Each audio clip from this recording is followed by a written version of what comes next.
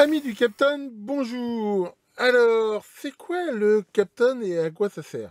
Bon, pour la définition exacte, hein, le nom, les origines et tout, je ne vais pas perdre de temps à dire ce qu'on peut facilement trouver. Je mettrai un lien en commentaire. Enfin voilà, on va dire que c'est un produit de synthèse hein, qui a été trouvé dans les années 60 et qui a des très bonnes propriétés de tenue en température, hein, de très très froid jusqu'à plusieurs centaines de degrés, et qui est utilisé dans plein d'usages, hein, en particulier même des trucs spatiaux et des choses comme ça. En quoi il intéresse les amateurs? Parce que c'est surtout ce domaine-là qui les intéresse. Eh bien, c'est généralement présenté comme ça sous forme de scotch, et c'est un scotch qui résiste à des hautes températures. Or, on va particulièrement l'utiliser quand on travaille sur des circuits CMS, par exemple, ou des circuits imprimés. Par exemple, imaginons qu'on veuille dessouder ce circuit ici, on pourrait mettre du scotch Kapton tout autour pour bloquer et protéger un peu toutes les composants autour, de façon qu'avec l'air chaud, par exemple, on ne dessoude que le chip et que le flux d'air, par exemple, ne fasse pas bouger les composants autour, et en même temps, comme c'est un peu un isolant thermique qui tient, à la limite, eux, ils chaufferaient moins. Donc ça, c'est une possibilité. Une autre possibilité, ça peut être justement aussi de maintenir des composants pendant qu'on les soude. Ça peut être de boucher des trous ou de protéger des parties de circuit dans le cas de soudure à la vague. Enfin voilà, ça peut servir à ça. Et aussi, éventuellement, de protection de choses qui peuvent potentiellement chauffer. Hein, là où un scotch normal, je dirais, aurait tendance à fondre. L'autre fois, je me baladais sur, je veux dire, j'étais sur Ali, je regardais ça, et j'ai vu une promo sur du Kapton, et dans l'annonce, c'était bien marqué Kapton, où, voilà, un vendeur en vendait un petit peu de toutes les largeurs, à un prix, on va dire, vraiment intéressant, et je me suis dit, tiens, je vais en profiter pour me faire une petite réserve, comme ça, j'en aurai un peu de toutes les tailles, et je serai peinard pour un moment. Donc j'ai commandé ça, hein, comme ça je profitais, on va dire, du port. Mais déjà quand je l'ai reçu, on peut voir un truc, c'est que, qu'est-ce qui a marqué là? Je sais pas si on voit bien. Il n'y a pas marqué Kapton, il y a marqué Copton. Bon. Alors que dans l'annonce, c'était bien marqué Kapton. Donc j'ai fait quelques recherches, et apparemment, on trouve un petit peu de tout et n'importe quoi sur Internet, mais ils nous disent, ouais, Copton, comme le nom Kapton est déposé, ils font une copie, c'est la même qualité et tout, mais ils l'appellent Copton, mais il faut pas s'inquiéter, c'est du bon et tout. Soit. Mais les premiers essais que j'ai faits, à un moment donné, quand même, j'ai commencé à avoir des doutes.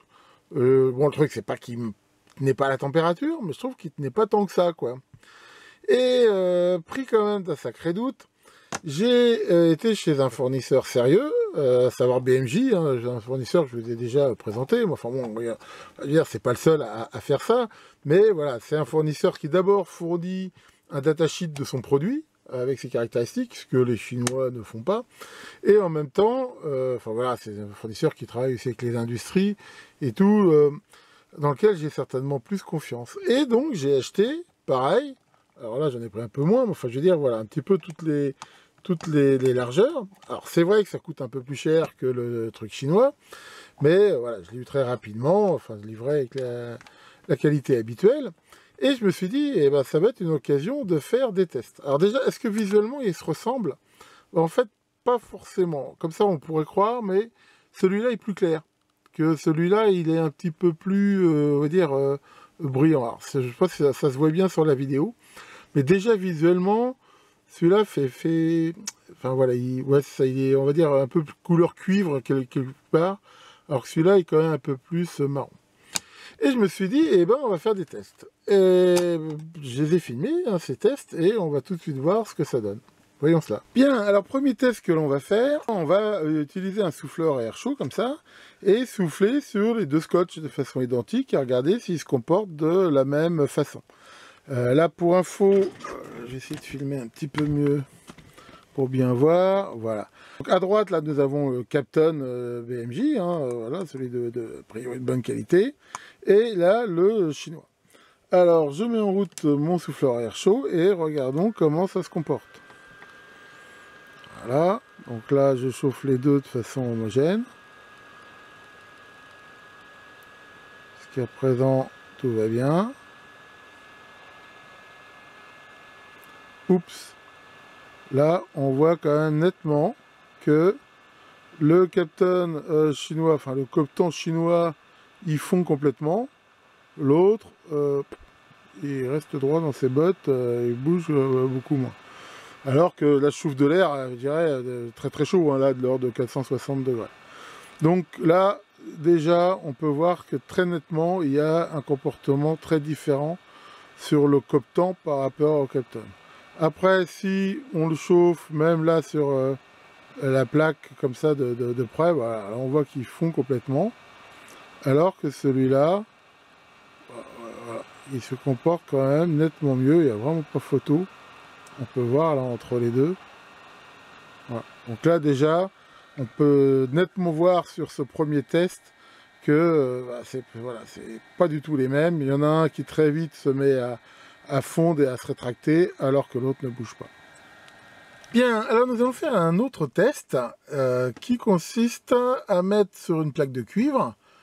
Voilà, une plaque de cuivre, donc elle est très très bonne conductrice de chaleur, différents types de scotch, et à les mettre là sur ce truc qui chauffe, là que je vous ai déjà montré, et bah on va observer au fur et à mesure que la température monte, comment ça se comporte. Je pense que ça va être éventuellement riche d'enseignements aussi, et voilà. Alors qu'est-ce que j'ai mis comme candidat? Ça, c'est le jaune là. Bah, c'est le scotch, je veux dire, genre Chatterton, enfin c'est pas vraiment du Chatterton, mais enfin, les trucs qu'on achète en magasin de bricolage, là, les rouleaux de toutes les couleurs, isolants électriques. Ça, c'est un scotch de très bonne qualité, 3M, qui enfin, sert d'isolant électrique, hein, en particulier dans tout ce que c'est le fameux scotch jaune qu'on trouve dans les transfos, les trucs comme ça. Mais ça, c'est un truc de marque, c'est pas, voilà. Maintenant, il est censé tenir, je crois, jusqu'à 180 degrés ou un truc comme ça, pas plus. Ça, c'est le Copton chinois. Ça, c'est le vrai Captain. Ça, c'est du scotch. Donc là, voilà, pour comparer, on va prendre le scotch, voilà, genre qu'on trouve en papeterie. Et pour finir, c'est cette espèce de scotch papier qui sert de masquage pour les peintures. Donc, on va poser ça là-dessus, sachant que, voilà, alors, bon, c'est vrai que ça dépasse un petit peu. Maintenant, je pense quand même qu'on peut dire que, à la mesure où le cuivre est quand même un très très bon conducteur de chaleur, la température sera relativement homogène. Alors, c'est parti. Voilà, donc là, on est à 110 degrés. Ça commence à sentir un petit peu le chaud, quoi, on va dire. Mais pour l'instant, voilà, on peut dire que visuellement, on voit pas grand-chose. Et voilà, donc là, 127, 128, ça monte. 143 degrés. Donc là, on voit que même le scotch normal, ma foi, il se porte très très bien. Pour l'instant, on voit vraiment rien de spécial. Alors, on va voir un petit peu ce que ça donne au fur et à mesure que ça chauffe. Voilà, donc là, on peut voir qu'aux alentours de 170 degrés, le scotch normal, là, voilà, il commence à se rétracter, à se décoller. Voilà, donc on va dire, mais bon, encore une fois, c'est du scotch normal. On va dire que c'est rien de vraiment anormal. Donc là, on va arriver à 200 degrés. On peut voir que ça fume un petit peu. Là, on peut aussi noter que le scotch électrique, là, il commence à se rétracter. Voilà. Enfin bon, encore une fois, il n'est pas non plus censé tenir des très très hautes températures. Sinon, les autres, voilà, on peut voir que le scotch de masquage papier, là, il s'en sort très très bien. Le scotch 3M, il est très à l'aise. Là, pour l'instant, on voit pas réellement de différence. Donc, on va voir au fur et à mesure que ça continue à chauffer. Bon, ce qui est quand même intéressant de voir, c'est que là, déjà, à 240 degrés, pour l'instant, on va dire, les trois là, enfin voilà, visuellement, ils se comportent plutôt bien. Il n'y a rien à dire. Là, on va continuer à pousser le test. Ah, alors là, par contre, on peut voir un truc. Le Copton chinois, il commence quand même à se rétracter. On voit nettement sur les bords, là, qu'il commence à se rétracter. D'ailleurs, on le voit aussi ici. Alors que le vrai Captain, lui, on peut voir, il bouge pas du tout. Donc là, voilà, on est à 260 degrés. Là, le scotch chinois, on voit nettement qu'il il se rétracte. Il se rétracte, alors que le vrai Captain, lui, il bouge pas d'un poil. En même temps, on voit qu'il change un petit peu de couleur. Encore une fois, clairement, on peut voir qu'il ne se comporte pas pareil. Hein. Donc, c'est de toute façon pas les mêmes matériaux. Là, on peut voir que le Captain original, ma foi, même qu'on le bouge comme ça, il s'en sort bien. L'autre, voilà, on peut voir que le simple fait de passer quelque chose dessus, là, il se raye, alors que lui, il réagit absolument pas. Là, bon, le vrai scotch, il est mort. Là aussi, c'est pas terrible. Même le jaune, là, il commence aussi à, je veux dire, on voit à marquer, mais enfin, d'un autre côté, il n'est pas censé tenir. Donc là, ce qu'on peut voir, c'est qu'à 284 degrés, bah, le vrai Captain, lui, il est, je veux dire, impeccable, il n'a pas bougé. Que tous les autres, là, on peut voir, voilà, on voit là, le chinois, là, il bouge complètement. Voilà. Donc, encore une fois, sur ce genre de test, bah, on peut voir que, ok, ça tient, on va dire, à peu près jusqu'à 200, 230, 240, et peut-être pas trop longtemps. Mais encore une fois, voilà, le Captain vrai, là on voit qu'à 292, il commence à marquer un peu, mais et encore, il marque, mais je veux dire, il est encore, voilà, il tient bien. Ok, donc on va maintenant débrancher le truc, le laisser refroidir, puis on va regarder un petit peu, une fois froid, comment ils se décollent tous ces trucs, et comment ils ont supporté le test. Bon, alors résultat des courses, une fois que tout ça a un peu refondu, bah, on peut voir que le scotch papier, il a relativement bien tenu et qu'il se décolle, ma foi, facilement, mais il est encore intègre. Bon, le vrai scotch, lui, comme on l'a vu, il a complètement fondu. Le truc jaune, là, bah, c'est pareil, hein, enfin, je veux dire, les deux à gauche, là, ils sont complètement nazes, mais encore une fois, on a largement dépassé leur température max, et on a vu que le 3M, il tenait même plus que ce qu'il est censé tenir. Alors, le Coptan chinois, il se décolle en se déchirant un petit peu, puis on a vu qu'il était quand même marqué. Le Captain de qualité, lui, voilà, il se décolle impeccable, sans casser, et il laisse derrière le cuivre nickel chrome. Donc encore une fois, hein, on a vu, hein, ils ont vraiment été soumis au même traitement. Le vrai, enfin le Captain, je dis vrai Captain, mais je sais pas si c'est vraiment du vrai de vrai, parce que je n'ai pas vraiment de référence. Enfin, on va dire, voilà, celui que j'ai acheté chez un revendeur certifié sérieux montre encore une fois ses qualités. Ah, il me semble que ces deux tests déjà prouvent pas mal de choses. Alors, j'ai des fois lu aussi, hein, j'ai fait quelques recherches sur Internet, que le Coptan chinois, par contre, souvent il collait plus mal. Là, pour le coup, non. Je veux dire, enfin, voilà, les tests que j'ai faits à ce niveau-là, ils collent aussi bien que l'autre. On va dire pas mieux, pas moins bien. Enfin, du moins, à température ambiante. Pour ça, il n'y a rien à dire. Alors, ce genre de scotch est censé aussi être un isolant électrique. Alors là, j'ai fait le test, hein, c'est pareil, je vous le remontre pas, mais j'ai fait le test avec mon super banc de claquage, là. Donc sur la dock de BMJ, ils disent que ça tient au moins 4000 volts. Et en effet, hein, sur le Capton BMJ, hein, j'ai mesuré un peu plus de 4000, d'ailleurs presque 5000. Il les tient, je veux dire, sans problème. Hein. Et sur le chinois, un tout petit peu moins, mais au-delà de 4000 aussi. Donc on va dire, au niveau tenue diélectrique comme ça, j'ai pas vu une différence flagrante. Enfin voilà. Après, à l'usage, est-ce que ça veut dire que le chinois, faut pas l'utiliser? Bah, ça dépend ce qu'on veut faire avec.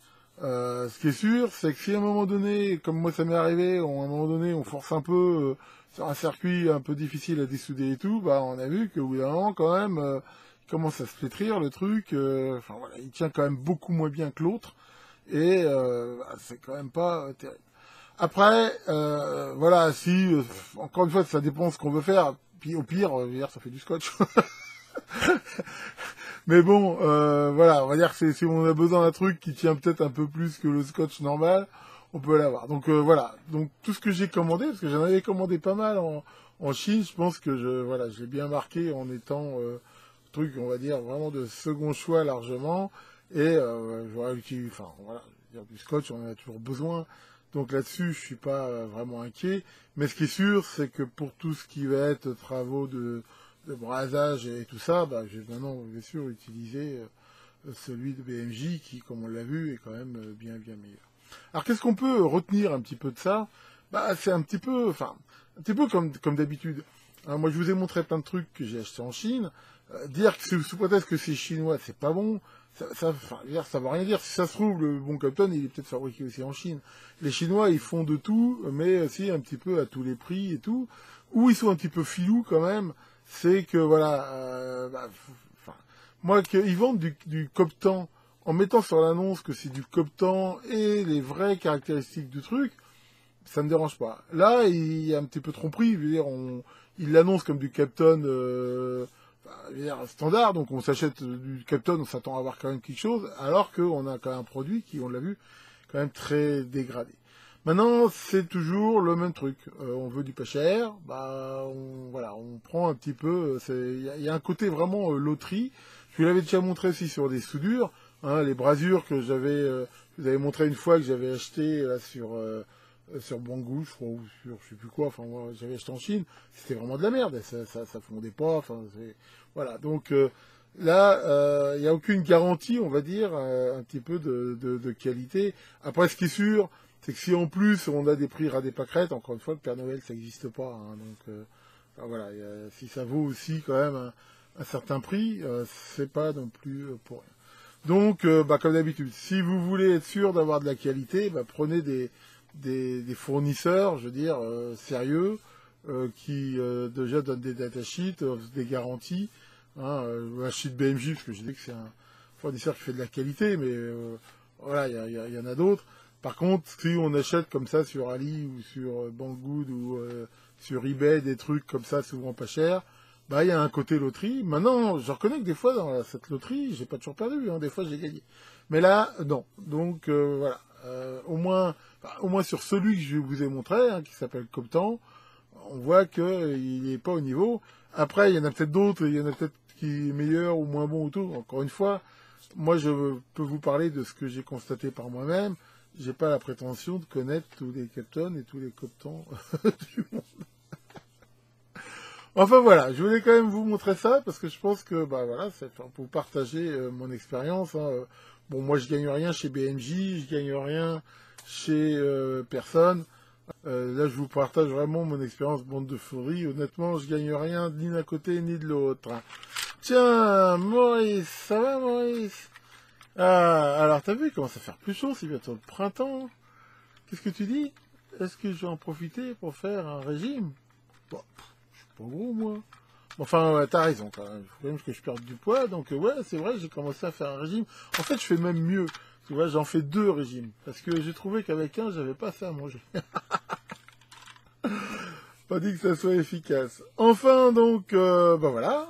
Merci de votre attention. Que le grand Capton évite de cramer vos circuits. Et à très bientôt pour de nouvelles vidéos.